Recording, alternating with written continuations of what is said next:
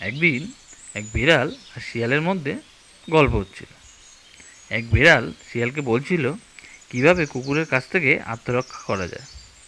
আমি কুকুরদের মোটেই ভয় পাই না, বিড়াল বলল, কেননা আমার একটা কৌশল জানা আছে। আর শিয়াল বলল, মাত্র একটা কৌশল? একটা কৌশলের সাহায্যে তুমি কিভাবে কুকুরদের হাতে নাও? আমার জানা আছে এমন ৭৭টি কৌশল আছে।